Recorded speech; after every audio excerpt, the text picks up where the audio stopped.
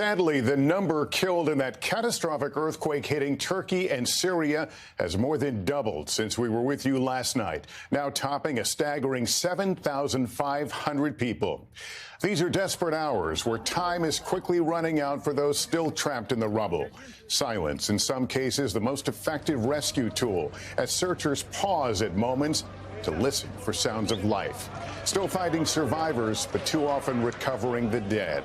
In Turkey alone, almost 6,000 buildings have collapsed. The rescue effort hampered by brutal cold and hundreds of aftershocks. But still, officials say 8,000 people have been rescued.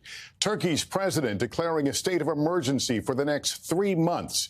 But it's these crucial hours that will make a difference for so many families hoping against hope.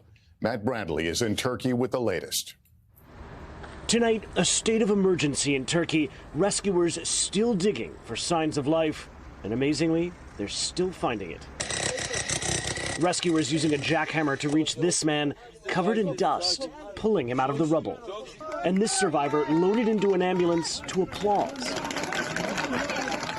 This boy, a Syrian refugee, found alive in Turkey. First responders giving him water. And this toddler in the Syrian town of Cenderes, covered in debris, no signs of life. But then, incredibly, brought back from near death. Here in Adana, Turkey, we found emergency workers overwhelmed.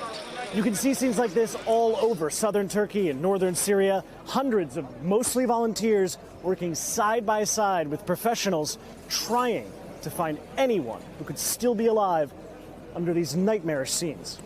Fatah and his family live across the street from this building. The earthquake startled them awake. His building didn't collapse, but so many of his friends and neighbors weren't so lucky. Always we will see them. People was drinking coffee from their balcony. We will saw them. We know them. Just next door. And now, all gone. No one. Many of the volunteers worked by hand. Some were injured. What made you decide to volunteer to do this?